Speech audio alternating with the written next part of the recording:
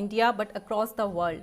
While Elon Musk has announced investing $1.5 billion in Bitcoins, the Indian government plans to ban the Bitcoin.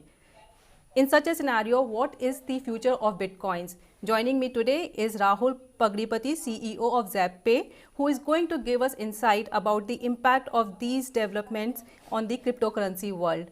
Welcome, Rahul. Hi, Tina. The Great to be here. bill on cryptocurrencies is being finalized and it will be soon sent to the cabinet. So it has generated a lot of uncertainty around the cryptocurrency world.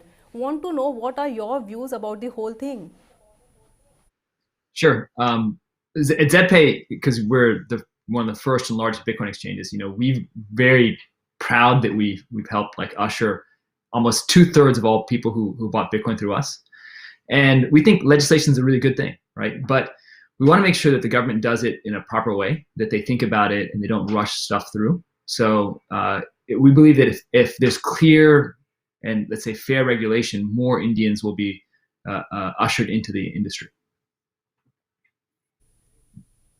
Rahul, we don't know the details of the bill yet, but if the bill gets passed, how it's going to affect the existing cryptocurrency holders? Can you tell us what are the scenarios which will play out if the bill comes through? Sure. So a lot of people are speculating that the bill is going to be very similar to what was announced in 2018 and 19, where there was a complete ban on all types of cryptocurrencies. If you look at the title, it does say regulation of cryptocurrencies and private cryptocurrencies, and also how it affects, let's say, a launch of a potential central bank digital currency. And what that means is making a digital rupee. It's a crypto rupee.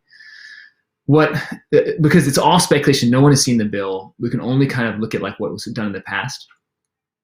What the government's kind of saying is that any currency which is not backed by a let's say sovereign government, for example, the United States or Japan or Australia, would not be legal tender. And they all say that it's a ban of private cryptocurrencies. What I personally think is that they're really talking more about things like Facebook wanted to make a Libra coin, or which is now called DM, and those type of coins would not be allowed for payments, right? And so, and I think that's the right of every government to do. Like if you're a country and if you want payments to go through your sovereign currency, a country should be allowed to do that, right? But what's really interesting is that I would say Bitcoin and Ethereum to me are not private cryptocurrencies. They're not owned by any single individual. It's really owned by the internet. It's almost like a standard. It's like email. No one owns a standard for email.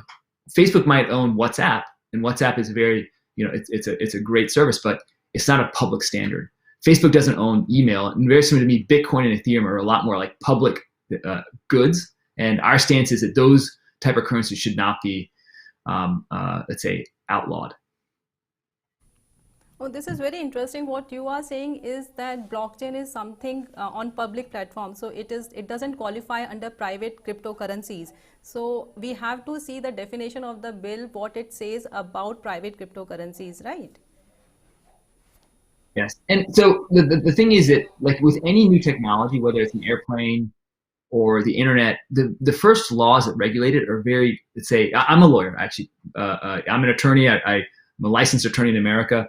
And if you go look at how innovation, let's say, follows with legislation and the law, is that the very first laws of a new technology are not very good, right? And so what we want to try to make sure is that we have it like a sandbox, an area for innovation to grow, but also a way to protect both the sovereign rights of a country, but also to protect people from making mistakes and getting caught into, let's say, Ponzi schemes. So like I said, like at ZetPay, we appreciate the idea of regulation, but like we want to be very clear that some currencies or some cryptocurrencies which are used for speculation probably should not be allowed, but really good fundamental technologies, which are almost like base layer tech, the way an email would be, or way the web browser is, those should be allowed. And then it's really for a standard body. It's very similar to the SEBI, or in America, let's say the federal, the SEC. Imagine a cryptocurrency commission, and they would go in and they would determine which of these currencies would be allowed versus a blanket ban on everything. Like these are public currencies and these are private cryptocurrencies. Okay, so we have to wait for this differentiation, as you said, between public and private cryptocurrencies. Moving on to another question, this is about Dogecoin. Elon Musk has tweeted about Dogecoin, and suddenly its price has increased and by manyfold. Since January, it has given the return of more than 1,000 points to investors. So, want to understand what exactly is this new currency? Can you tell our viewers what exactly is Dogecoin? Yeah, sure, sure. So Dogecoin, I actually own some Dogecoin because I mined some many years ago, and just like many people with Bitcoin, I lost my password, so I don't know how many, but it's probably maybe a few $1,000s of Dogecoin, which has been lost forever. Dogecoin, it really started as a meme coin, and what if people don't understand what that means, it's almost like a joke. But what's interesting, sometimes jokes become real things, right? And so over time, Elon Musk, he's been tweeting about this stuff, and it's become a real currency. It's now almost a top 10 cryptocurrency. It's probably worth, very close to, I don't know the exact amount, but $5 to $10 billion. And if you ask, what Elon Musk, there's actually a recent interview with him of what he really thinks about it. He says, yeah, he loves it. It's a joke, but he says when he talks about it, it is more fun. And listen, what I'd recommend for most investors is, like I said, Bitcoin and Ethereum are really more like the gold standard of this stuff. But if you want to take a little bit of your portfolio, a portion of your portfolio for for more speculative plays or more for something for fun, then it's a great thing. And a lot of Indians love it. It's one of the highest demand currencies to ZebPay. It's really high on our list of coins to add. You can't get that coin yet, but we're hoping to add it soon. Rahul, if you can also tell us what are some of the other emerging cryptos that have recently become popular in the wake of rise in Bitcoin prices? Sure, sure.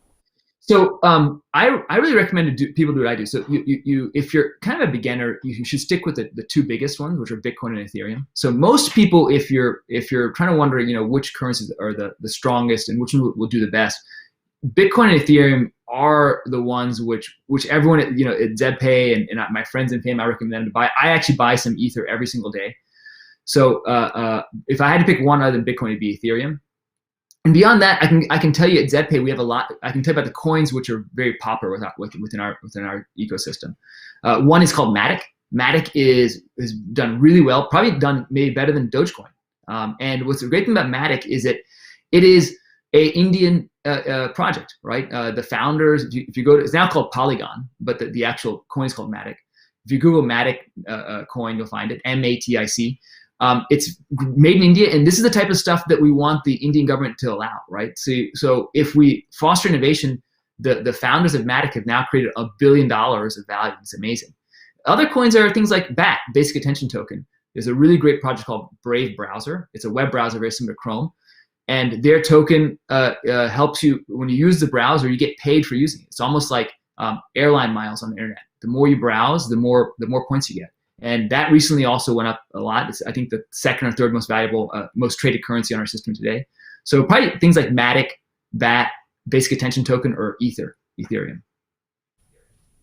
Thank you, Rahul. That was very informative. You told us about the emerging cryptocurrencies, and as you told us that we have to wait for the differentiation between private and public cryptocurrencies. But as of now, it looks that government is going to ban cryptocurrencies. What cryptocurrencies? We have to see it and wait. Thank you for being with us. Thank you for being with Money9.